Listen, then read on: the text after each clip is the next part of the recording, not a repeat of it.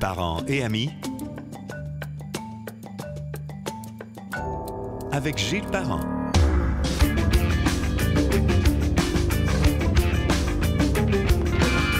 Bienvenue sur Parents et amis que l'on retrouve sur les applications Spotify, Google Podcast, Balado de Apple et bien sûr sur gillesparent.com, également sur le Apple Store, pour un bon français, le magasin Apple. Vous pouvez retrouver l'application très simple mais très pratique de Parents et amis, gillesparent.com.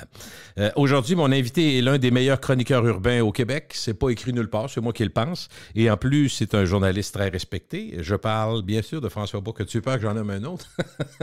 Salut François. Je sais qui d'autre? Qui d'autre il va l'amener? Il peut pas. Comment ça va, François? Ça va bien. Bien content de te voir. Ouais. Écoute, c'est une période faste en grandes nouvelles et en grand départ aussi. Avant de parler de notre sujet du jour, c'est le sujet des 3 dernières années, peut-être des 3-4 prochaines. C'est-à-dire qu'on va jeter un coup d'œil sur le tramway, sur le 3e lien et les ponts, et peut-être un peu de prévision des élections et parler un petit peu du travail de M. Marchand. 2-3 heures, d'après moi. On peut regarder ça, mais je veux d'abord parler du départ d'André Arthur. On n'a pas le choix. Et je pense que l'intérêt du public est là. Notre intérêt aussi d'en dire un mot. Et il y a eu Guy Lafleur, il y a eu Mike Bossy, et en dedans de quelques semaines, M. Arthur, c'est d'autres contextes. Les 2 premiers, c'était du sport. Le seul lien qu'ils ont pour l'instant, c'est probablement des problèmes pulmonaires liés à une cigarette qui a tellement tué de monde. Ça, c'est un élément. Mais M. Arthur, peu importe ce qu'on en pense, et tout le monde en pense quelque chose, et il était capable certains diront du meilleur et du pire, mais surtout d'attirer l'attention d'à peu près tout le monde. À la blague de toute ma carrière de radio, les gens disaient il y a autant de monde qui l'écoute pour l'haïr, mais qui l'écoute pareil. Alors, un monument, un géant de la radio, peu importe ce qu'on en pense, est-ce que c'est ce que tu remarques aussi? Oui, absolument. Je pense que le mot est juste. C'est un monument pour les bonnes et les mauvaises raisons. Absolument. Effectivement, il a marqué le paysage de la radio. Je pense qu'il a été un mentor pour beaucoup, pour quelques générations, je dirais, d'animateurs de radio. Probablement que tu le sais mieux que moi parce que tu as baigné dans ce. Quand j'ai commencé, François, en 78, moi, c'était l'homme, on dirait l'homme à battre, oui. L'homme à aller chercher, c'était celui qui dominait, c'est celui qui avait des codes d'écoute incomparables, il n'y avait pas de compétition jusqu'à ce que le zoo le batte. C'était l'homme à imiter aussi pour plusieurs. Oui. Il a été un modèle. Il a aidé beaucoup de monde. Il a aidé beaucoup de monde autour de lui. Oui.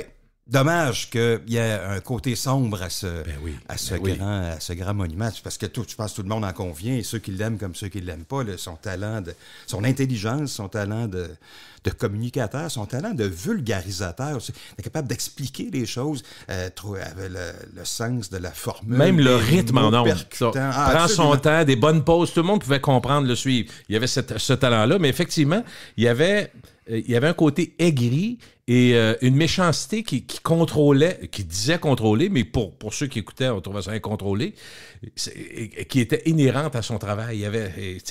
C'est drôle parce que quand je l'ai eu en entrevue, j'étais content de l'avoir en entrevue, pour plusieurs raisons, parce que je me disais, d'abord, on s'est raccommodé après 15 ans sans s'être parlé, ça, j'étais content. Je me disais, qu'on est des gens de radio qui ont eu un certain impact à Québec, c'est le fun de pouvoir se parler, puis je rêvais de pouvoir faire une entrevue où il me raconterait sa carrière, ce qu'il a fait.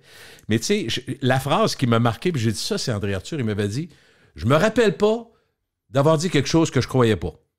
Comme si c'était... Tu comprends ce que ça veut rien dire quand tu y penses, là. Parce que lui, il pense que c'est ça veut dire que c'est vrai.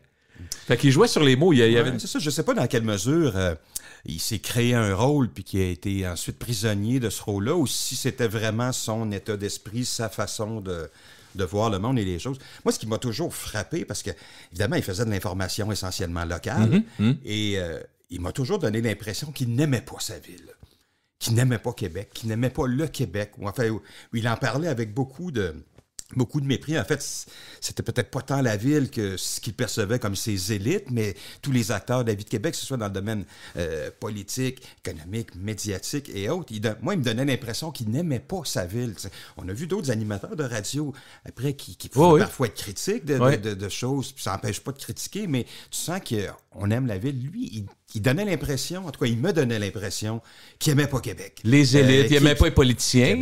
C'est ça. Mais il l'était lui-même. Ça fait partie de l'homme controversé. De ses contradictions. Ben oui, parce qu'il y a eu les siennes comme on a toutes les nôtres. Mais c'est ça, on sentait que son modèle, c'était ce qui se passait aux États-Unis. Il trouvait là ses modèles de radio, mais son modèle politique, l'art de vivre, c'était tout américain dans le cas de Arthur. Ben, c'est ce qui le distinguait aussi. C'est toujours tout blanc ou tout noir. Hein. Il n'y avait pas de nuance avec Arthur. Puis moi, comme journaliste, ça m'agaçait parce que la vie n'est pas tout noir ou tout blanc. Tu sais. Je pense que si on veut être juste, si on veut être honnête, fair avec tout le monde, il faut faire ces nuances-là. Il y a des nuances, oui. Est-ce que tu as été des deux côtés de la personnalité? C'est-à-dire, as-tu travaillé près d'Arthur ou avec Arthur, puis après ça, être renié comme une vulgaire guenille? J'ai pas travaillé avec Arthur, mais tu sais... Collaborateur, quelque chose, non? Ça m'est déjà arrivé de lui parler en anglais. Oui, tout à fait, parce que je pense que c'est un gars qui savait reconnaître le travail de recherche fait par des collègues journalistes, puis il le mettait en valeur, puis c'était vrai, je pense, de ses collaborateurs dans les stations aussi. Là. Donc, il était... C'est ça, le meilleur et le pire, c'était vraiment ça. Je pense qu'il était d'une gentillesse, il était charmant, généreux, empathique envers les gens qui l'acceptaient dans son environnement ou ceux qui choisissaient d'endosser. Et il pouvait être d'une cruauté puis d'une méchanceté et d'un mépris envers les autres. C'était Arthur, ça. Oui, parce que quand tu as parlé de ces contradictions, dans le fond, quand il était, je sais, pour y en avoir parlé, je dis, M. Arthur, vous avez été très critique envers à peu près tout ce qu'il y a de politiciens, puis les élites, les maires municipales, provinciales, fédérales. Quand vous avez été au fédéral, ça n'a pas été l'élève numéro 1 de la classe. C'est un des plus absents, un des moins présents en chambre. Puis finalement, dans le comté, je ne sais pas, là aussi c'est divisé. Des gens qui ont dit on l'a vu de temps en temps, tout ça, mais comment tu mesures ça, je ne sais pas. Mais tu sais, c'était quand même frappant, là. Et tu sais, ce qu'il a fait à cette époque-là où il était élu, puis il continuait son travail de chauffeur d'autobus et s'absentait de la chambre de commune. Essaye d'imaginer si c'est quelqu'un d'autre. C'est lui qui est au micro puis il décrit le travail du politicien qui fait reçoit de l'argent public pour faire un métier, un travail, puis il le fait pas, il s'en va faire autre chose. Il n'aurait jamais accepté ça. Il serait fait ramasser. Il n'aurait pas accepté des autres. Ce que certains ne savent pas, c'est qu'il a essayé au municipal, au provincial puis au fédéral. Il était élu au fédéral, mais il avait essayé au municipal. Oui, je me demande s'il n'avait pas essayé. Là, je ne veux pas induire les auditeurs en erreur. Certainement à Québec, il a tenté d'être maire de Québec, mais je pense qu'il avait tenté d'être maire de Sainte-Foy aussi. Peut-être aussi. Contre Mme Boucher. Où il y avait eu 30%, je pense, des voix, si je me rappelle bien, à peu près. En 2001, ça, contre Mme Boucher, mais ça serait à vérifier. Puis, donc, il y a comme M. Simoneau était dans la politique aussi, il y en a une couple qui ont essayé de toucher à la politique, mais lui, il était élu au fédéral, il n'a pas eu assez d'années pour avoir sa pension. Ça l'a toujours frustré un peu, mais en même temps, c'est les règles. Il a eu 2 mandats. C'est ça, c'est qui est un peu déroutant, puis ça montre à quel point il y a des gens qui l'admiraient puis qui l'appréciaient, parce que c'est son premier mandat, il se fait élire comme indépendant dans Port-Neuf, il continue son métier. Ces choses-là sont sues, sont mises sur la place publique. Arthur n'est pas là, il ne fait pas son travail de député. En tout cas, il ne fait pas la partie du travail de député qui demanderait qu'il soit en chambre. Une élection arrive, il est réélu. Et non seulement il est réélu, mais les conservateurs, qui sont au pouvoir à ce moment-là, ont choisi de présenter personne. Ils ont présenté des candidats conservateurs partout à travers le Canada. Il y avait une bonne proximité avec M. Harper, on est d'accord? Oui, où M. Harper a bien calculé qu'il ne battrait pas Arthur, puis aussi bien le laisser à lui. De toute façon, il votait toujours avec les conservateurs. Oui. C'est ça. Si je voulais résumer un peu, parce que moi, j'ai travaillé avec le grand public aussi, là, on a fait de la radio populaire, il a été essentiellement aimé du public. Les élites, ceux qui se sont fait ramasser, puis ceux qui se sont fait critiquer, puis ceux qui se sont fait... Eux autres ont toujours été... Je dis pas que toutes les élites ont été critiques envers Arthur, plusieurs l'ont été, mais dans le grand public, je dis pas non plus que tout le monde l'aime, mais c'est là que ça a été sa plus grande force. Les gens disaient, il est showman, il dit la vérité, puis il a réussi à faire... Tu sais, quand je te disais la phrase qu'il a dite tantôt, il a réussi à faire croire aux gens que c'était toujours des vérités qu'il faisait, puis c'était vérifié, parce qu'il travaillait fort, il y avait des bons journalistes, puis il creusait. Mais quand je l'ai connu à mes débuts, ce qui est drôle, là, les gens s'en rappellent moins, c'était beaucoup du ultra-municipal. La petite, à Charlesbourg, la madame s'est fait voler ses journaux, puis Claude Leclerc va aller voir, puis Bruno Perron plus tard. Il y avait beaucoup de ça, mais le monde aimait ça. C'était très, très, très local au début. Je pense qu'il a réussi à mettre en pratique ce qui était une de ses idées fortes, c'est-à-dire t'es jamais plate. Il a réussi à ne jamais être plate, je pense. C'est ça.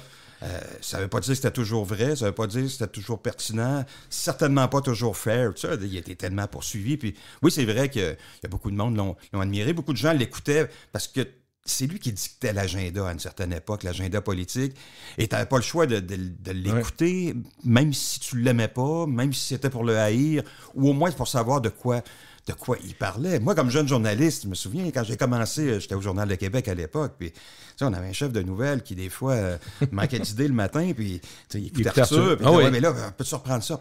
Oui, mais là... On est à la solde de. Ça nous agaçait parce que souvent, c'était des histoires qui avaient été un peu amplifiées. Il manquait une version de l'histoire. Arthur, il lançait une idée ou une hypothèse en ondes. Puis, à la gang, on sait tout.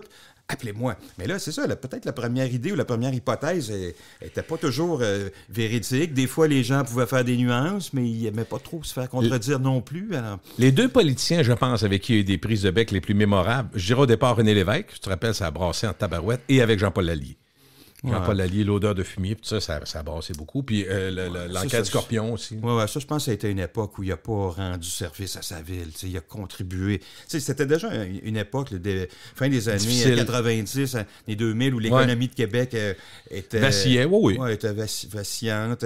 Tu n'as perdu les Nordiques, tu as eu l'échec olympique. Puis, l'économie n'allait pas bien. C'est à cette époque-là que le virage vers la diversification de l'économie de Québec s'est amorcé, la fin des années 90, pour aller vers du techno. Les fusions après, puis il y a eu des grosses... Et ensuite, évidemment, quand la Baume est arrivé, il a participé à ça, mais il a beaucoup récolté ce qui avait été semé par d'autres avant lui. Mais disons qu'Arthur était à contre-courant là-dedans. Il était plutôt celui qui minait la confiance de la région, s'attaquait systématiquement à tout ce qui était des projets ou un peu plus d'envergure et tout ça. Donc, on va dire qu'il y a des affaires qui n'ont pas changé, mais... À lire les commentaires que j'ai vus dans les jours suivant le décès de M. Arthur, je me disais, je pense pas qu'il va y avoir des funérailles nationales non plus, là.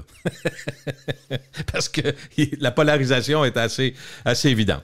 Ça ne demandera pas quelle rue on va. Non, pas tout de suite, effectivement. Bon, alors, écoute, il faut absolument parler de... Tu sais, si on voulait parler d'autre chose, j'ai lu des textes que tu as écrits dans Le Soleil, ça m'inspire aussi, parce que je me disais, bon, il y a une bonne analyse qui a été faite autant sur... Puis tous les thèmes finissent plus que jamais avec 6 mois de l'élection par se recouper, là.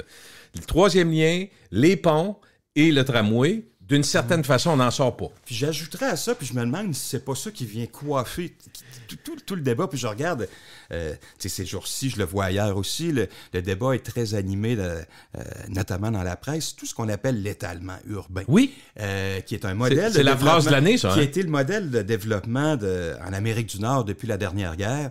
Et puis, ça fait des décennies, moi, que je m'intéresse à ces enjeux-là et que c'est remis en question par les urbanistes, par des écologistes et autres. Mais là, on sent que c'est devenu le discours dominant chez à peu près tous les élus. On sait que ce printemps, la ministre des Affaires municipales, Mme Laforêt, est censée déposer une nouvelle politique sur l'aménagement et l'architecture au Québec. C'est très attendu.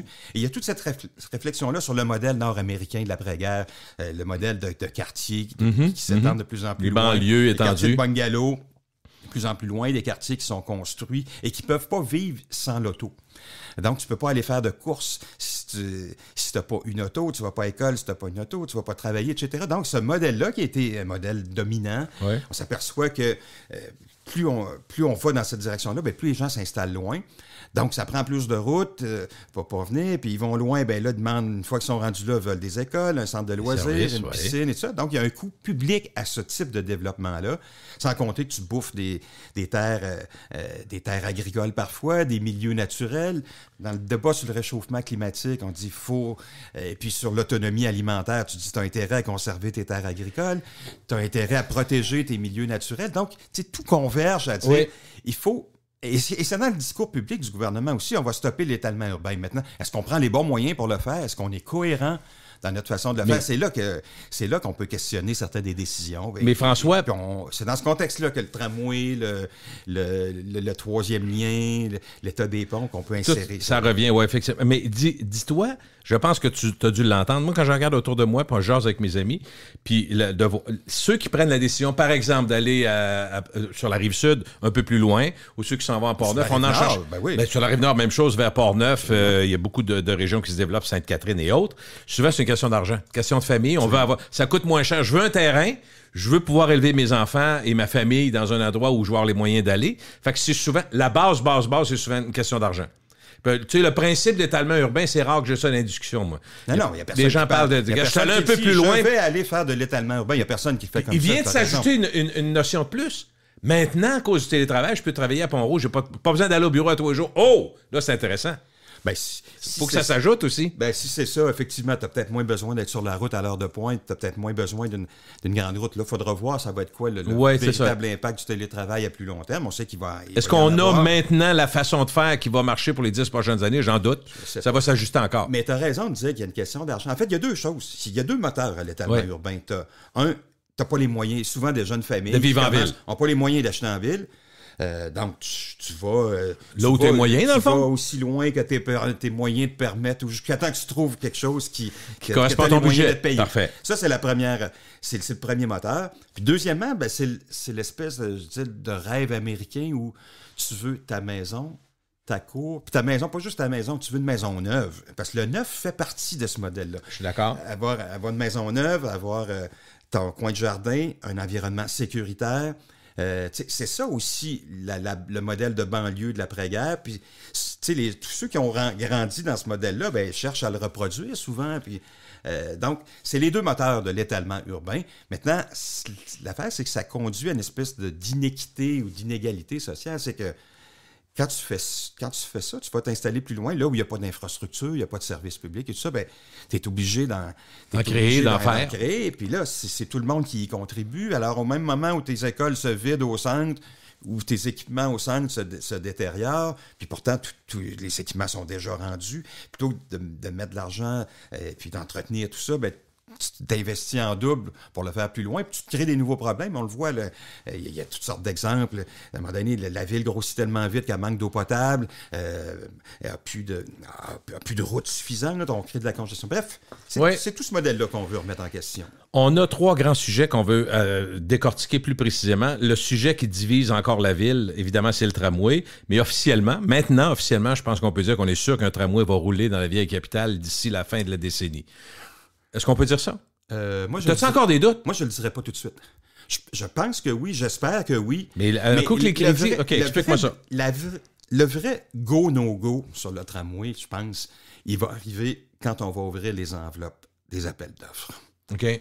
Tout à coup, parce qu'on en parle beaucoup, l'inflation, la rareté de main-d'œuvre. 10-15 de plus partout. Et tout ça. Bon, je ne veux pas être prophète de malheur, mais tout à coup, tu ouvres les enveloppes, tu t'aperçois que c'est pas 4 milliards, c'est 6. Est-ce que le gouvernement aura le courage de dire on y va quand même, ou est-ce qu'il va... L'odieux de dire non. Est-ce qu'il est assez convaincu pour dire on le fait quand même? Moi, je pense que oui, il faudrait que ce soit ça, mais je me garderais juste une petite réserve là-dessus. Okay. La dernière étape, le vrai choix va se faire quand on va ouvrir les enveloppes. Est-ce que les débordements de budget, les défoncements... ça se dit-tu défoncement? Il me semble que je suis en train d'inventer un mot. Le fait de défoncer les budgets à Montréal va mettre une pression sur un refus éventuel à Québec? Si tu as accepté de développer le métro, le REM et autres à Montréal, puis tu dis non à Québec, le seul gros projet depuis 50 ans... Ben, c'est, disons, le plus gros de l'histoire. On va le dire comme ça. Ouais. C'est le plus gros projet en investissement. Pour un seul projet, c'est le plus gros. Ouais. Il y a eu d'autres grands projets, d'autres gros projets. Il y en a eu même qui ont respecté leur budget. C'est arrivé, ça, parfois. Mais aujourd'hui, ça va être plus difficile. Mais je disais juste la comparaison Québec-Montréal, ça fait une certaine pression. Tu peux pas dire oui tout le temps à Montréal puis non à Québec, une seule fois. Oui, bien là, je pense qu'à Québec... Tu vas me dire que c'est pas un argument économique, là? Pas vraiment. Québec s'est fait dire oui plusieurs fois sous la baume, oui, c'est vrai. Sous la baume. Ouais. Et puis là, ça a été un petit peu plus difficile. On sent que la CAQ est un petit peu tiraillée. Le gouvernement de la CAQ, tu sais, c'est une coalition, hein, le mot le dit. C'est pas tout le monde qui pense pareil, puis il y a des gens qui y croient pas, puis d'autres qui y croient. Mais juste dans la réponse... Moi, j'ai senti que c'est le PM qui a mis sa main sur la table et qui a dit c'est terminé, on y va, parce que Mme Guilbeault puis les principaux responsables autour dans la direction du parti étaient plus ou moins d'accord. Là. C'est ce qui est le plus déroutant dans ce projet-là, parce que normalement, tu dirais tu as un investissement de 4 milliards ou peut-être plus. Tu dis c'est les députés, c'est le caucus de la région qui vont être ceux qui vont pousser pour avoir ce projet-là, pour que ça se réalise. Surtout, comme Mme Guilbeault, le bout de la ligne de tramway se rend dans sa circonscription. C'est eux autres qui devraient tirer pour ça. Et on a senti que c'était souvent le contraire. En coulisses, on mettait les freins. Puis, pendant combien d'années, Mme Guilbeault... on a senti que le mot tramway lui répugnait. Elle ne le disait pas en public, comme si elle voulait protéger des électeurs qui ne sont pas favorables à ça. Donc, alors qu'à Montréal, il y a aussi des problèmes avec le transport en commun, puis les projets de REM et tout ça. Et là, on vient de tirer à plug sur le projet de la caisse de dépôt pour un REM dans l'est de la ville. Le projet, on souhaite qu'il se fasse autrement. Mais il n'y a jamais personne qui a dit on ne veut pas faire de grands projets ou on n'en a pas besoin. Non. Mais c'est correct de questionner le comment, parce que tu veux qu'au plan urbain, ça atterrisse correctement puis que tu ne crées pas plus de dommages que tu veux. Mais rappelle-toi comment la CAQ est arrivée à Québec. C'est pas le troisième lien, c'était ça. C'est beaucoup l'ancienne ADQ, puis un côté, on va s'occuper des automobilistes, c'est assez. Éric Kerr l'a dit, il s'est fait dire de ne pas le dire, mais il l'a répété il y a quelques mois. Fait que, tu sais, la genèse de cette ben, j'allais dire l'amour pour l'auto, c'est un peu fort, là, mais de la CAQ qui était plutôt pas pro-banlieue, mais pas tant que ça pro-centre-ville et transport en commun. Ouais, c'est un peu simpliste de le dire comme ça, mais regarde la carte. Regarde la carte politique au provincial, puis les circonscriptions du centre, c'est celle que détenait pas la CAQ, là, c'est Québec solidaire. Là, la CAQ est allée chercher Jean Talon qui lui échappait à l'époque. Mais en fait, l'élément déclencheur, je pense, pour le troisième lien, c'était beaucoup la circulation, la congestion. Oui, c'est ça. Là, essentiellement. À un moment donné, le souhait qui était fait à ce moment-là, c'est de dire on va... pour décongestionner, on va faire un autre lien. Puis on va le faire bien loin à l'est. Mais là, à un moment donné, cette hypothèse-là, à première vue, OK, ça peut paraître raisonnable. On va ajouter un pont, on va enlever du trafic sur les deux premiers. Mais là, quand tu te mets à questionner, OK, à quel endroit on le fait, avec quel impact, puis est-ce que vraiment les gens qui prennent les ponts actuellement ont un intérêt à faire un détour au départ, on parlait de l'île d'Orléans. Là, ça s'est rapproché. On dit, mais c'est par le centre-ville de Lévis. Mais même ça, quelqu'un qui habite Saint-Romuald puis qui travaille à l'Université Laval, ça n'a rien à voir. Il n'y a pas beaucoup d'intérêt. On mettra autant de métro, de tramway dans le tunnel qu'on voudra. On ne va pas faire de détour, je pense. Non. Donc, on ne le fait pas pour les gens qui sont coincés dans le trafic en ce moment. À la limite, on le fait peut-être pour des gens qui vont aller s'installer à la sortie du tunnel du côté de Lévis ou de Québec peut-être. À la limite, tu le fais pour ces gens-là, mais tu le fais pas pour ceux qui traversent les ponts et qui sont pris dans le trafic en ce moment. Et si tu le fais pour des utilisateurs futurs, ben c'est là que tu reviens au débat sur l'étalement urbain. Ça veut dire que tu vas le stimuler, l'encourager, puis à la limite, même l'utilité de ton infrastructure dépend de ta capacité à t'étaler. Tu sais, c'est comme un non-sens. Si moi je vivais, maintenant je vis plus en ville, depuis récemment, j'ai vécu en banlieue longtemps. Si j'étais en banlieue, je pense que je serais porté à dire, ceux qui sont en ville ont déjà un très bon, mettons au centre-ville, tu sais, René Lévesque et les autres, ont déjà un bon système c'est eux autres qui ont le meilleur système d'autobus et de transport en commun.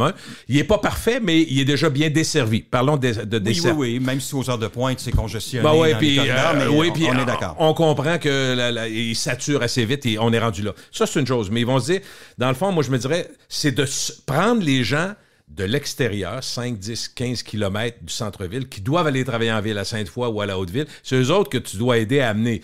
Je pense que dans le projet, si j'ai bien compris, du tramway, il y a quand même de ça, des voies réservées. Puis ça, et ça, je trouvais que ça avait un certain sens. Mais la perception des gens de banlieue, souvent, François, c'est qu'on va améliorer de façon importante un service qui existe déjà au centre-ville, alors qu'on va bonifier tant que ça, et on va en faire assez, toujours la même question, pour que les gens qui prennent la voiture, surtout à 2 et quelques du litre, dont ils pensent encore plus, vont prendre à la place un transport en commun. C'est ça la question tout le temps. Qui va prendre ça? Ben moi, pour laisser ta deuxième voiture puis prendre le transport en commun, il faut que tu y trouves personnellement un intérêt. L'intérêt, il peut se mesurer dans le temps, parce que tu vas sauver du temps. il va se mesurer dans le confort de déplacer. En ce moment, dans les autobus surchargés, embués, l'hiver, avec sur des rues, des artères chaotiques, tu te fais brasser. C'est épouvantable. Il n'y a pas de plaisir, c'est pas confortable. Donc, je pense qu'il y a un enjeu de confort. Je suis d'accord. Si tu trouves un je l'ai découvert récemment, moi, François, en prenant plus les 801, 800 sur René Lévesque. J'ai dit, on se fait domper. Mais même les chauffeurs d'autobus, j'ai parlé à un, il dit, nous autres, quand on est capable, là, on se tasse à gauche. Parce qu'à droite, il y a des manœuvres. Ding, bang, bang. Les gens lèvent quasiment dans les airs. C'est ça. Confort. Je pense que ça peut jouer. C'est un élément. Le temps de déplacement, le confort, la rentabilité de ton temps de déplacement. Dans un autobus, ne pense pas à lire ou à travailler. Dans un tramway qui est plus stable, c'est comme dans un train de banlieue. Ça brasse beaucoup moins, ben oui. Là, tu as une chance. Donc, c'est un tu peux même écrire à l'ordi, peut-être. Peut-être que tu peux le faire. Donc, il y a ça. Il y a le coût, évidemment, le coût du billet de transport et le coût du stationnement que tu n'auras peut-être pas besoin de payer en ville. Ça peut devenir un argument. Mais au-delà de ça, il faut que ça soit pratique. Et puis, en ce moment, c'est sûr que les réseaux ne sont pas pratiques assez pour convertir des gens au transport en commun. C'est ça, le projet de tramway, si on revient au début, quand il a été mis sur la table, c'était un plan à la grandeur de la ville. Oui, il y avait un tramway. Qui était l'armature du réseau, et on allait en profiter pour redéployer toutes les autres lignes et pour venir les rabattre sur le tramway.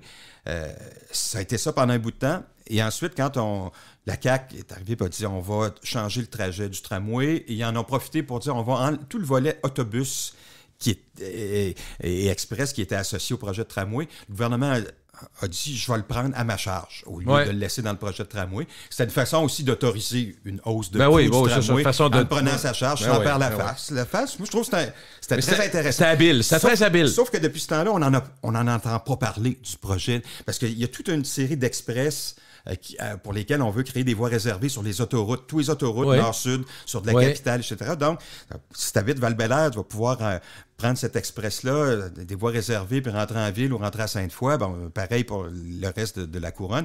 Donc, ça, c'est quelque chose qui peut être intéressant pour des gens de la banlieue. Et on ajoute à ça, moi, j'ai toujours trouvé qu'on n'insistait pas suffisamment. On commence à en parler, mais ce qui est le plus prometteur, moi, je trouve, pour le transport en commun, c'est ce qu'on appelle les flexibus. À la carte, quasiment? Là? C'est le service presque à la carte. Quasiment un taxi plus gros. Oui, un taxibus, mais c'est ça. C'est dans les quartiers moins denses, ceux où ça ne vaut pas la peine de faire passer un mode de transport en commun ou même une ligne d'autobus. Monétairement, ça doit être bon pour le RTC. Si tu ne roules pas des autobus vides, je ne sais pas si on peut le calculer. Je n'ai pas vu les calculs. Je ne sais pas si on est capable de les faire maintenant, mais je me place du point de vue de l'utilisateur. Si tu es chez toi... À Val-Bélair, mettons, c'est un bel exemple. Par exemple, dans un quartier de Lac-Saint-Charles. C'est ça. Chez toi, puis tu as une application où tu le fais, je passe au marché des applications. Puis si dans 5 minutes ou dans 10 minutes, va au coin de la rue chez toi. On va être là. On te ramasse, puis on va t'amener au bout de la ligne de l'Express, exemple. Puis là, tu n'attendras pas ou tu vas attendre à l'abri un petit peu. Ton Express te rentre en ville ou te rentre ton lieu de travail ou te rabat sur la ligne de tramway.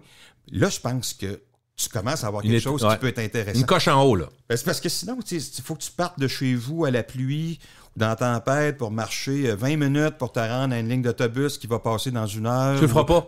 Tu le feras pas. Puis les gens ne le font pas en ce moment. Ou en tout cas, c'est très marginal dans la périphérie, la proportion des gens qui prennent le transport en commun. Moi, je crois beaucoup à ça. Mais en fait, le genre de flexibus, même, je sais que c'est pas dans les plans immédiats, mais...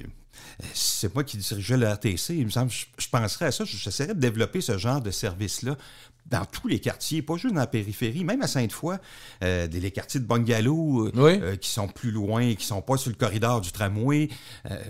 C'est de trouver une façon de rendre ça intéressant pour que les gens disent « OK, plutôt que de prendre mon auto pour y aller en ville, il est là dans 4 minutes, j'ai le temps. Dans 4 minutes au coin de ma rue, il m'amène sur la ligne de tramway que j'attends pas. Prioritaire partout. Pas de stationnement. Ben là, c'est ça la différence avec les métrobus. Les métrobus, il n'y a pas de priorité. Ils sont arrêtés au feu de circulation. Il y a trop d'arrêts. Ils sont arrêtés au feu de circulation tout le temps, sont pris dans le trafic, se congestionnent l'un l'autre aux heures de pointe. C'est ça, je pense qu'il y a un gain. C'est comme le métro, tu ne te poses pas la question quand tu vas prendre le métro dans une autre ville, quand est-ce qu'il va arriver ou tu regardes pas l'heure. C'est pas long. Il va arriver. Il va arriver, ça ne sera pas trop long. Fait que, je pense que c'est un petit peu ça le modèle. Puis le tramway, c'est ça, c'est quand je dis le confort, c'est dans des petites choses aussi, je pense. Tu sais, prends l'autobus, ben, tu fais la file pour rentrer par la porte d'en avant avec le chauffeur qui clique. Tu sais, le tramway, ben, c'est toutes les portes qui s'ouvrent en même temps, comme dans un métro. L'entrée se fait vite. Je ne sais pas comment va se faire la facturation. Est-ce qu'on va faire confiance aux gens? Est-ce que ça va être des billets électroniques? Je ne sais pas comment ça moi, va pour l'avoir fait fonctionner. une couple de fois en Europe, j'ai dit, des fois, j'ai l'impression que personne... À Londres, une fois, je me disais que l'autobus 2 étages rouge, là, j'ai dit que personne ne me demandait rien. Je l'avais acheté parce que... Mais, tu sais, pour que ça évite... Dans ils ont dit, lui, il est correct. Non, mais honnêtement, justement, je me disais comment un contrôle, mais je pense que c'est random. C'est un peu comme dans les trains. Même les TGV, quand tu veux que ça évite, de temps en temps, ils vont passer systématiquement, mais des fois, ils vont prendre du monde. OK, montrez-moi votre billet. Ils vont, tu sais, ça, tu peux, aléatoirement. Ça, tu peux décider de le vérifier. Mais si tu veux que ça évite, faut que ça rentre de partout puis ça sort de partout. Tu sais, à la limite, il y a aussi des villes ou des équipes politiques. C'est le cas de Transition Québec à l'Hôtel de Ville. Eux autres, ils prennent de la gratuité dans le transport en commun pour tout le monde. Je ne sais pas si c'est une si bonne idée, là, pas sûr, mais c'est parce que financièrement, il faut que ta société de transport puisse fonctionner. Mais en même temps, imagine, on met la gratuité demain matin dans le transport en commun. Ça se peut-tu que ça a un impact important sur la fréquentation du transport? Comme à l'université, là, avec il y a eu un vote qui s'est pris pour rendre ça plus ça a l'air que ça marche pour les étudiants. Alors, ça peut jouer. T'sais, si l'objectif, c'est si tu baisses ton trafic de 10-15 %, ben c'est assez pour plus qu'il y ait de bouchons, c'est assez pour plus tu as besoin de 3e lien, peut-être. C'est assez pour... Non, mais c'est... Tout ça doit être, j'imagine, c'est drôle parce faire que l'objet de réflexion. La nouvelle variable, la vraie nouvelle variable, à part tout ce qui a été changé dans le projet, c'est le travail à distance. Oui. Est-ce que ça change complètement la pression sur le réseau? Ça change certainement, complètement, sûrement pas, mais ça change quelque chose. Parce que autour de moi, j'ai des gens qui travaillent dans des grandes compagnies d'assurance. Il y en a 15-20 000 à Québec. Il y a beaucoup, pas de compagnies, mais d'employés. Puis la mixité semble être une demande de plusieurs, c'est-à-dire un mélange de... Est-ce que ça va ressembler à 3 jours, 2 jours, 2 jours, 3 jours? Ça risque d'être ça. Pour ceux qui peuvent le faire. Évidemment, on comprend qu'un policier ne pourra pas rester à la maison tout le temps. Ouais, c'est quoi la proportion des emplois qui peuvent être convertis au télétravail? Il y en a quand même pas mal. Le mien, oui. Journaliste, c'est sûr. Mais tu sais, les assurances, oui. 30-40 % des emplois qui peuvent être... Parce que c'est partout dans les services... dans les services plus. Moi, je dirais 40-50 d'après moi. Est-ce que c'est la moitié? Je ne sais pas. Moi, je pensais. Mais est-ce que ça compte dans les calculs du gouvernement et de la ville? Pas tant que ça? OK. Non. Moi, je n'ai pas vu d'études qui ajoutaient cet élément-là. Il n'y a personne qui est capable de le prédire en ce moment. Ouais, c'est ça. Puis c'est pas parce qu'ici à Québec, on est plus mauvais qu'ailleurs. Moi, je n'ai pas vu de... Même ailleurs, moi non plus. On ne sait pas ce qui va se passer. On sait que ça existe maintenant. C'est une réalité, mais on mesure aussi les limites de ça. Sur la transmission du savoir dans les entreprises, sur le plaisir d'aller travailler. Puis je pense que le télétravail est plus apprécié par les personnes plus âgées, puis les plus jeunes ont envie d'aller travailler, de voir du monde, d'avoir une vie sociale, puis autour du travail. Et il y a un enjeu de génération, je finis juste là-dessus. Ouais, pour le transport en commun, c'est ça aussi. Tu le fais pas pour les gens de notre âge qui ont 60 ans et plus, qui ont vécu toute leur vie avec une auto. Je ne le prendrai pas, moi, ça va juste me déranger, les travaux. Puis ça, il y a une génération plus jeune qui est plus intéressée, plus sensible à ces enjeux d'environnement. Ce qui me frappe, là. Ben oui. Et tout ça. Puis les employeurs, des gros investisseurs immobiliers vont le dire, je viens à Québec parce qu'il y aura un transport en commun. Sinon, l'intérêt pour Québec est pas le même. N'est pas si grand. Est pas le même. C'est curieux. Ben, écoute, tu vas me dire que c'est une évidence, mais moi, depuis quelques mois, parce que c'est plus pratique, puis je suis en ville, je prends souvent le 801-800, qui est une colonne vertébrale importante, les métrobus. Ce que je note, puis comme je te dis, c'est pas scientifique, mais moi, ce que je regarde pour y être quelques fois par mois maintenant, au moins, c'est que c'est très jeunes, étudiantins d'une part, et des gens plus âgés. Mais on dirait que les 30 à 50, j'en vois pas. C'est vraiment gros ce que je dis, là. Mais c'est surtout beaucoup, beaucoup, beaucoup de jeunes. Mais tu vas me dire, peut-être dans la ligne René Lévesque vers l'Université Laval, ça se peut, là, qu'il y ait 2-3... Parce qu'il y a plein de cégeps, puis il y a l'université. Fait que probablement que ça trouble un peu ma vision.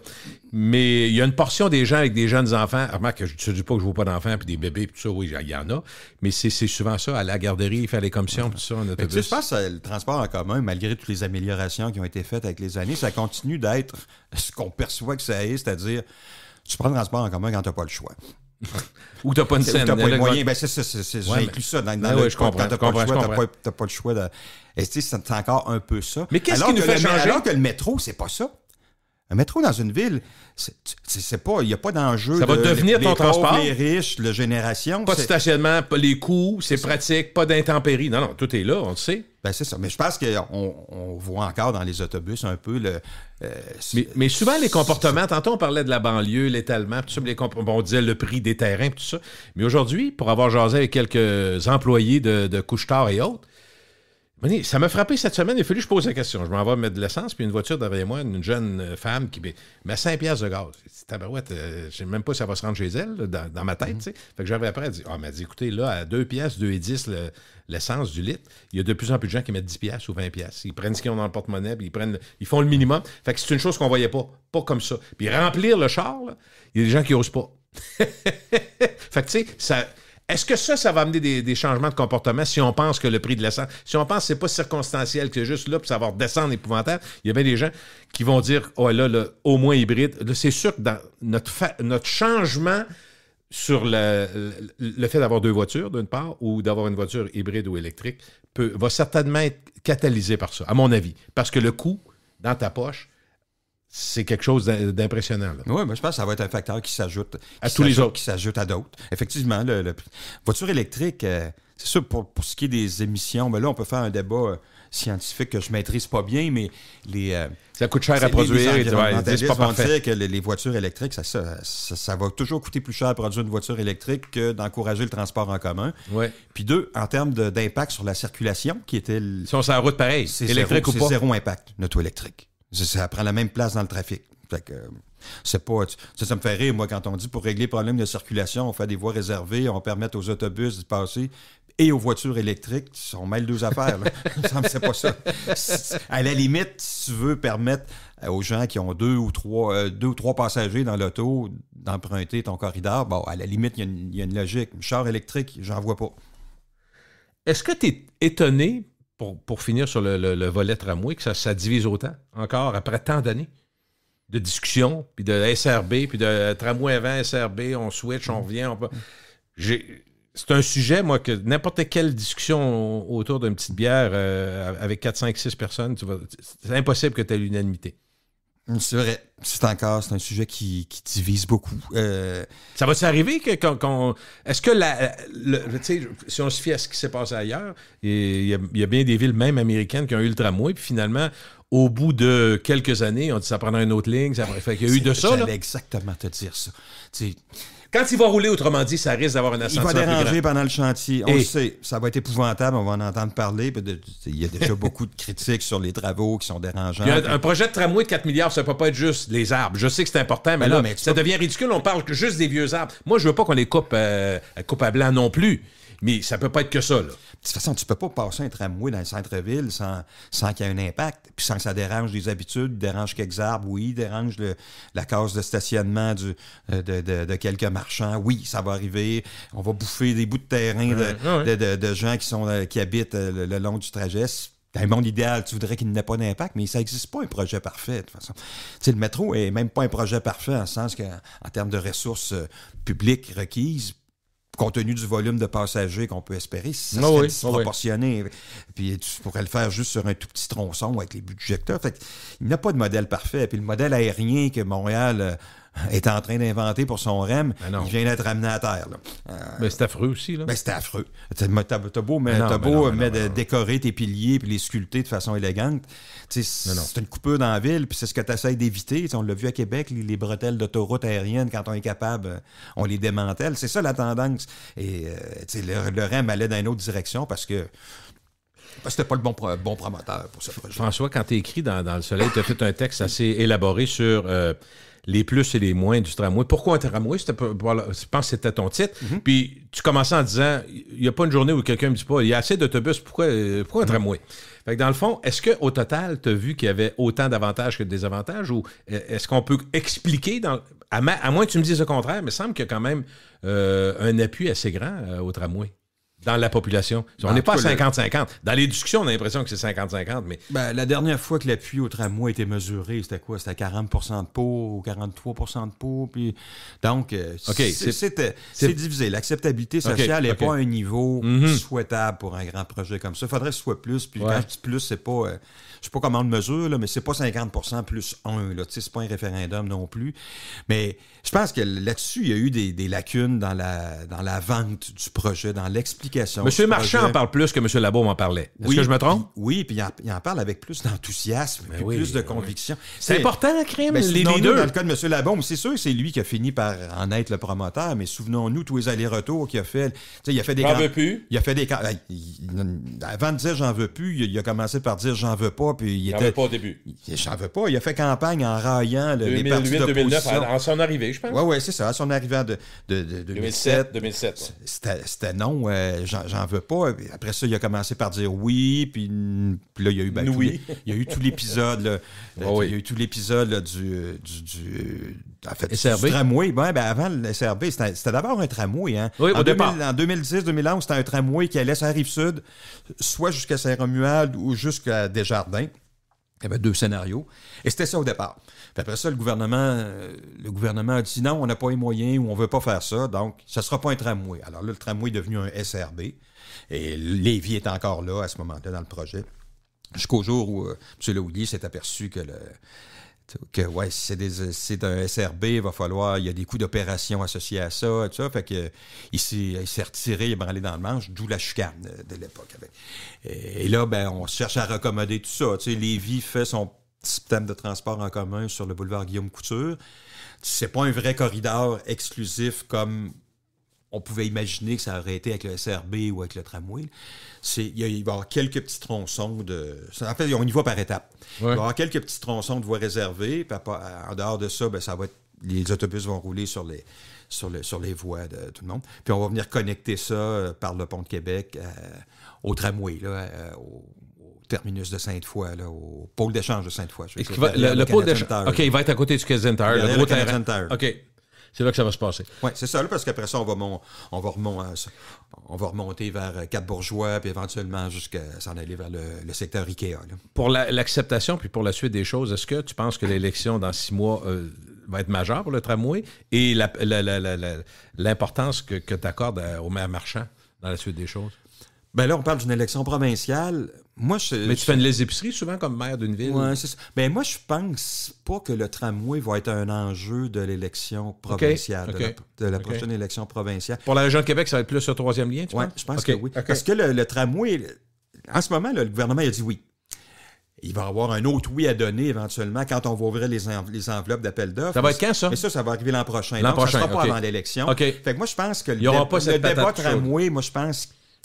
Surtout à partir du moment où, on l'a vu dans le dernier mois, où le gouvernement a accepté de lâcher prise un petit peu, puis de pas essayer d'imposer à la Ville de Québec comment tu vas passer ta raille au coin de René-Lévesque puis de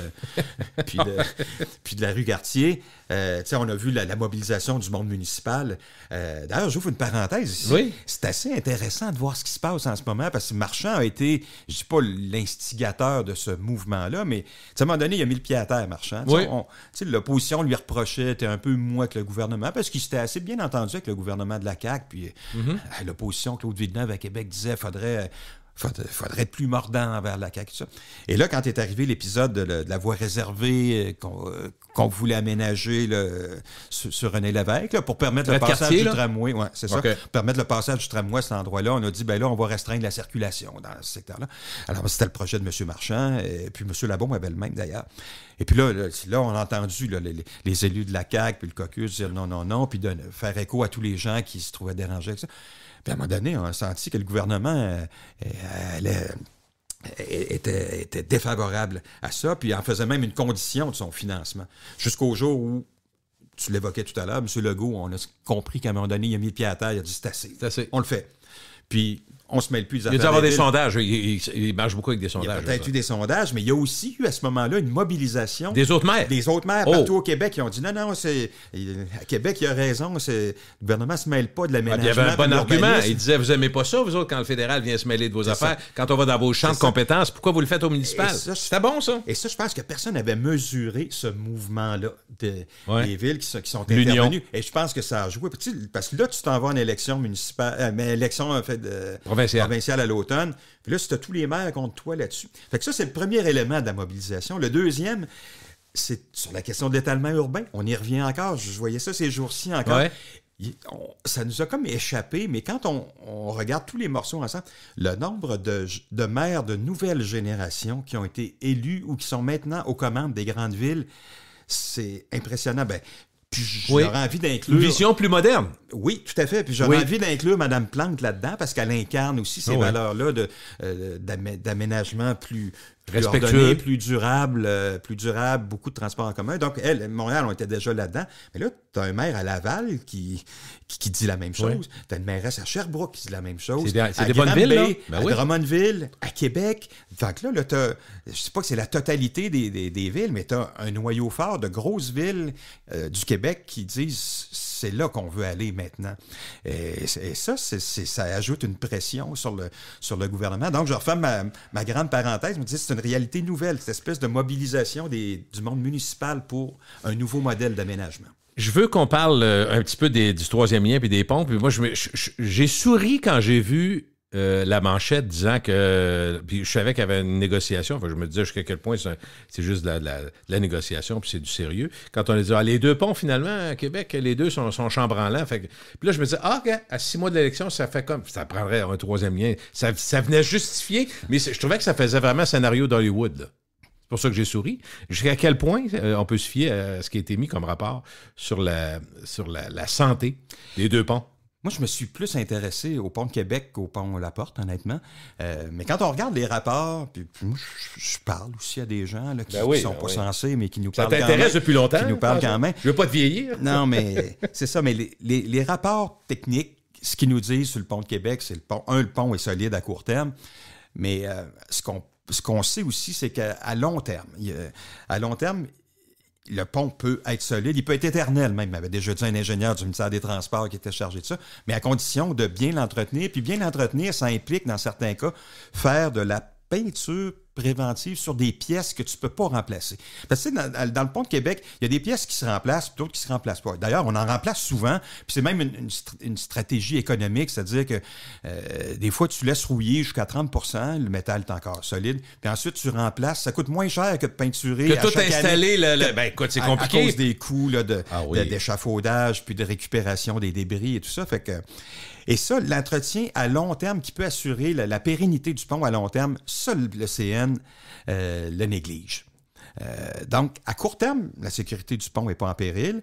En fait, la portion la plus abîmée du pont de Québec, c'est le tablier.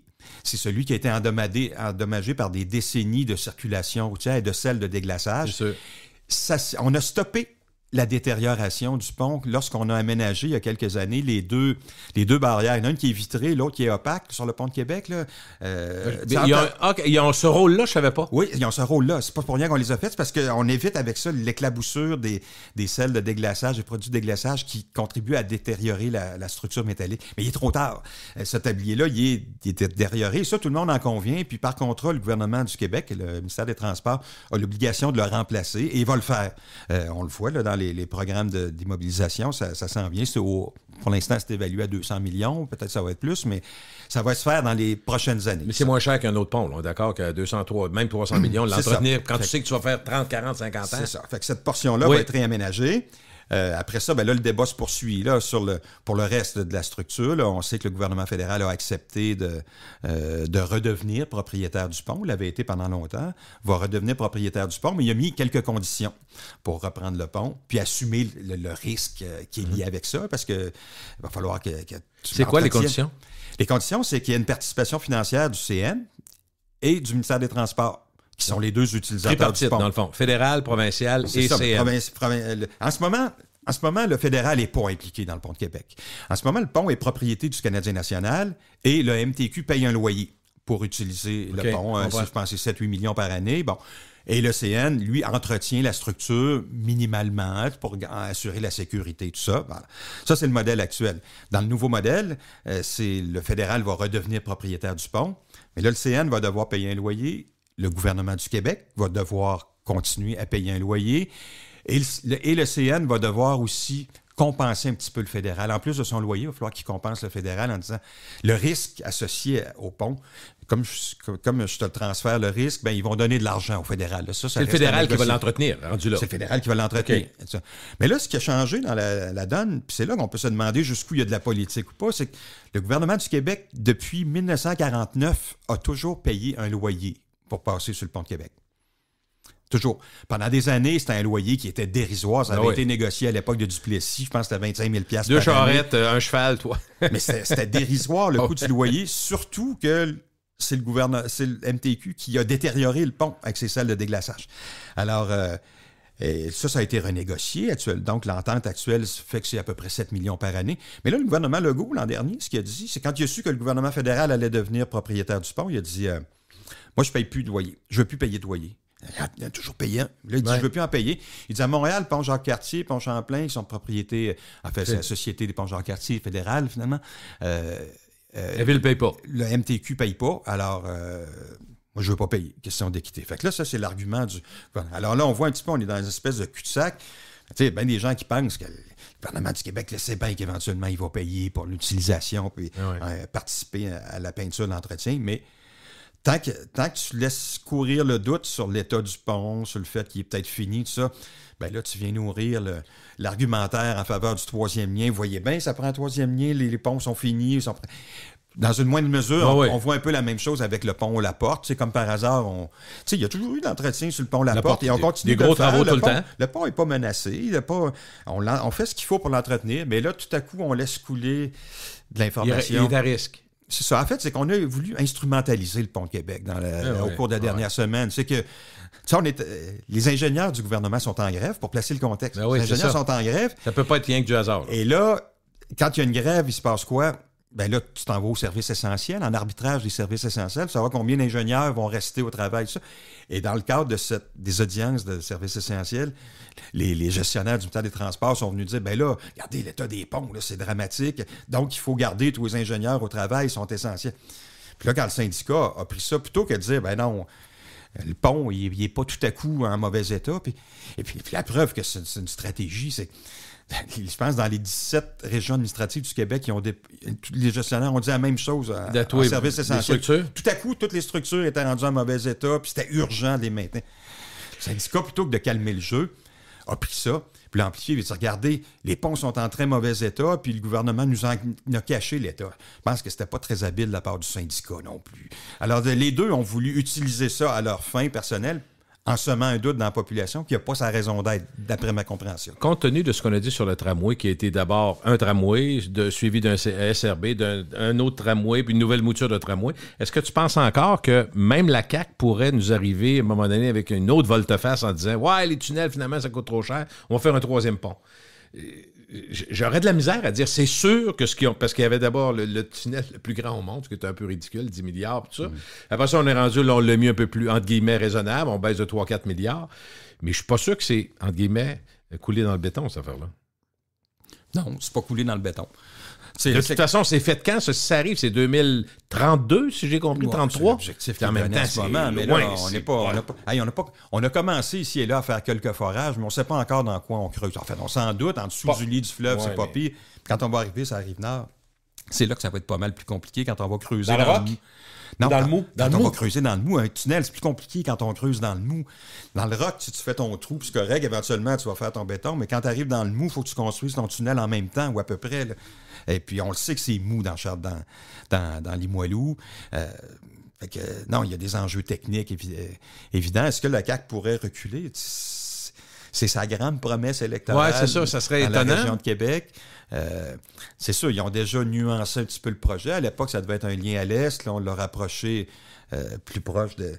En tout cas, dans le cas de Québec, c'est plutôt au centre-ville. Dans le cas de Lévis, on est dans l'est de la ville de Lévis. On a ajouté... En fait, on avait ajouté au départ... on avait inclus au départ, je veux dire, des voies réservées de transport en commun dans les deux sens. Là, dans la nouvelle mouture, c'est disparu, ça. On a dit... On va moduler, c'est ce qu'ils veulent faire, moduler? À certaines heures, ça va être réservé. Mais ça me semble pas une mauvaise idée. Toi, t'as pas l'air ravi. Non, mais juste parce que l'espèce de message fort que tu envoyais, ça va être un... il va y avoir des bon pour l'environnement, pour le transport en commun, tout ça. Ben, tu vois que ils s'y tiennent pas tant que ça. Est-ce que c'est vivable? Oui. T'sais, surtout au début, il n'y aura pas tant de trafic que ça, moi, je pense. Non. Mais c'est ça aussi. Mais on peut faire toutes les réflexions, les discussions techniques. C'est toute la question des besoins qui continue de ne pas être clairement démontré. En tout cas, ça ne répond pas à un besoin actuel. Le gouvernement nous répète toujours pour les camionneurs. Les camionneurs qui pour leur éviter de faire le tour de la ville, d'encombrer les autoroutes de la ville. OK, je veux bien, mais quel camionneur? Le camionneur qui utiliserait un troisième lien parce qu'il arrive de Saguenay, puis il s'en va dans le bas du fleuve. Il y en a combien de camionneurs qui passeraient par Québec sans s'arrêter à Québec pour livrer ou ramasser quelque chose? Et puis il transporte quoi? Puis pour aller où? Il n'y a aucune information. Zéro. On continue de répéter cet argument-là, mais c'est pas documenté d'aucune façon. Moi, je trouve que ça reste la grande faiblesse de ce projet-là. Tu n'as pas documenté les besoins. Ça va être quoi le vrai impact sur la circulation? On ne le sait pas. Puis, Lévis est une ville qui devient de plus en plus autonome et indépendante au plan économique. C'est 80% des déplacements à Lévis qui se font interrives, qui se font, je veux dire, sur la Rive-Sud. Les gens ne traversent pas. Quand tu regardes même les quartiers qui se développent en périphérie puis en étalement urbain, ils sont là comme ça, à Saint-Apollinaire et autres, 80% des déplacements se font sur le territoire de la Rive-Sud. C'est des gens qui vont se déplacer soit dans leur ville ou pour aller au centre-ville de Lévis. Dans un rayon assez mais ils restent à la Rive-Sud. La plupart du temps, ils restent sur la Rive-Sud. Donc, le besoin de traverser est pas... Tu sais, Lévis n'est plus une ville dépendante de Québec. Il y a beaucoup plus de services. Ben oui, ça n'a rien à voir. Il y a tous les services, tous les commerces, l'université, le centre de congrès. C'est une ville qui est plus dépendante de Québec comme elle a pu déjà l'être à certains moments. Donc, et ça, il me semble que ça devrait aussi être mis dans la balance. Tu sais, à Trois-Rivières, il y a juste un pont. L'argument de dire si le pont tombe, on fait quoi? C'est vrai, à première vue, c'est un bon argument, mais tu sais, Trois-Rivières a juste un pont. Si le pont tombe, on fait quoi? Ben, tu vois une part de risque. Est-ce que ce risque-là, tu le juges raisonnable ou vivable? J'ai une couple de sujets que je vais me garder pour une prochaine rencontre parce que je veux qu'on l'élabore, mais j'ai quelques petites questions courtes pour toi. Je voulais avoir ton avis sur M. Labaume qui écrit dans un quotidien de Montréal. Ça a fait auprès de certains médias, pas une esclandre, mais certains ont dit ça n'a pas de bon sens, ça se peut. Je voulais savoir ta première perception que le maire de Québec écrive dans la presse. Est-ce que tu vois comme un journal national ou un journal de Montréal? Ben, je pense que la presse, objectivement, c'est un journal qui a une envergure nationale. Je pense que c'est clair. C'est des sujets, c'est sûr. Il y a une couleur locale aussi, mais c'est certainement un sujet. C'est étonnant pour toi. As-tu été surpris? Pas tant. Je pense que M. Labaume m'a aimé. Il y a peut-être que le travail de maire était certainement exigeant puis a pesé sur sa santé, mais je pense que c'est quelqu'un qui aimait la visibilité, qui aimait les caméras. Je pense pas. Il n'y a rien d'insultant à le dire comme ça. C'est sûr, il avait promis, je ne ferai pas la belle-mère, alors, mais il ne fait pas la belle-mère à Québec, il le fait à Montréal. OK.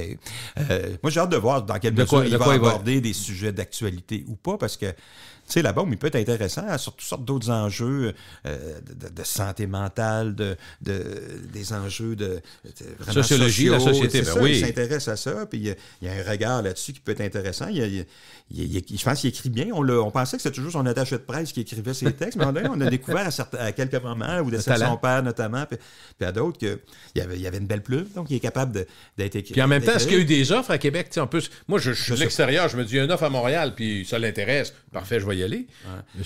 Je sais pas, pour quelqu'un qui a promis de ne pas jouer à belle-mère, de venir dire dans un journal de Québec, je vais commenter l'actualité. Je sais pas, je ne vais pas parler pour mes patrons. Là. Moi, comme journaliste, ça t'aurait plus surpris? Qui utilise encore... Il y a beaucoup de textes où je continue de parler de M. Labaume, continue de comparer, critiquer, tout ça. Il était là, on fait toujours ça. On l'a fait avec M. Lallier, on l'a fait avec M. Quand t'es là, tu retournes un peu juste un peu 14 en arrière. ans là, au pouvoir, ça se peut, là. Fait que c'est ça, de l'avoir comme collègue, pas assis à côté de moi, j'imagine qu'il fait du télétravail, là, mais ce qui voudrait dire qu'il a appris à opérer un ordinateur, ce qui serait déjà quelque chose qui serait déjà en soi une nouvelle. Il n'était pas très techno, M. Labo, il serait le premier à le reconnaître. Moi, je trouve ça plus simple qui ne soit pas dans mon journal. OK, parfait. C'est clair. Moi, je voulais avoir ton avis. Journaliste, plus simple. C'était pas une grande surprise pour toi, mais en même temps... Je ne pas que ça aurait été une erreur. Non. Plus simple. Plus simple, parfait. Plus libre. Est-ce que le maire Marchand, ça c'est une autre question que j'avais en tête, a réussi à créer son style? Est-ce qu'il s'est déjà affranchi de l'air la bombe à tes yeux? Oui. C'est arrivé très vite. C'est vrai, hein? Moi aussi, je pense ça. Mais j'ajouterais à ça, et plus ça va, plus on va s'apercevoir qu'il n'est pas tant que ça différent de la bombe. Jusqu'à maintenant, il a toujours été plus respectueux des personnes, des autres points de vue. Ça, c'est une grosse différence. Mais tu sais, on l'a vu, on en parlait il y a un instant dans le petit débat sur la voie réservée. Il est capable d'avoir un ton très cassant, très mordant aussi. Je ne changerai pas d'idée, tu sais, quand il dit non, je ne changerai pas. Ça. Fait que, tu sais, là, on a retrouvé un ton un peu, pas arrogant, mais un ton un peu sûr de lui, confiant, puis une part de bluff, peut-être. Mais donc, ça, c'était du la bombe, ça. Oui. C'est ça. Mais c'est ça. Autrement, je suis absolument d'accord qu'il a imposé son style, le sourire plutôt que le ton grognon. Tu sais, je pense que on pourrait le résumer presque à ça, là, à part la couleur des espadrilles.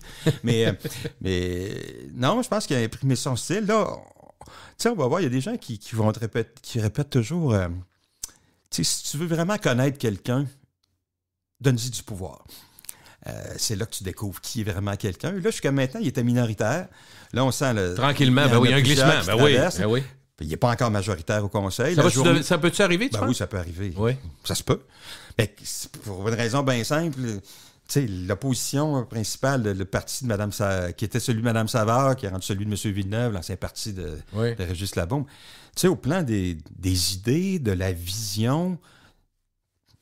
Ça se ressemble beaucoup. En quoi ce parti-là, à quoi le parti de M. Marchand s'est distingué ou se distinguait, c'est par le style, le respect démocratique. Ça, là-dessus, il y a une différence. Mais autrement, sur la vision de la ville, l'aménagement, d'ailleurs, M. Marchand n'a pas mis la hache dans les projets initiés par M. Labaume. Au contraire, on regarde.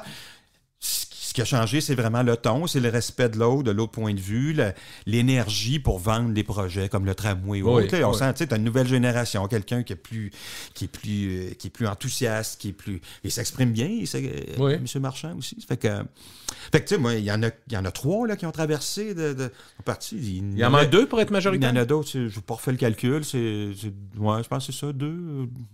2, 3, pas plus. Fait que la journée où il deviendra majoritaire, est-ce qu'il va être capable de maintenir ce même ton respectueux pour l'opposition? Ça va être intéressant, t'as raison. Ça va être à voir. Mais à date, il n'y a pas de signaux qui veut faire autre chose que ça. Mais la dernière question, est-ce que la ministre Geneviève Guilbeault est la pire ministre de la Capitale-Nationale? C'est quand la question... Ça a été dit, là. Oui, ça a été dit. Ben, moi, ce que j'ai écrit là-dessus, c'est si vraiment c'est le but de l'exercice... Moi, j'aurais d'autres candidatures à proposer, mais la sienne serait du lot, c'est certain. Parce que souvent, dans ses réactions, dans ses prises de position, on a l'impression que... Je me disais, mais c'est donc bien curieux, sa façon de faire. Mais tu sais, elle et Éric Kerr, souvent, nous ont surpris dans leur façon de réagir pour la région de Québec. On en a parlé tout à l'heure sur un grand projet, le tramway. Ça devrait être les leaders du projet qui va transformer la Ville de Québec, puis de travailler de main dans la main avec les élus locaux. Tu sais.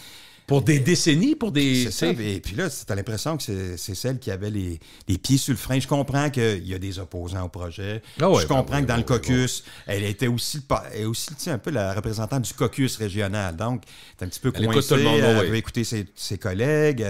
Elle entend les critiques. Bon, ce qui n'est pas mauvais d'être à l'écoute des critiques quand tu es au pouvoir, mais à un moment donné, tu auras envie que quelqu'un tire un peu. Puis c'est pas juste sur le projet de tramway. L'espèce d'atome crochu de complicité avec les gens de la région, là, on la sent pas beaucoup. Là.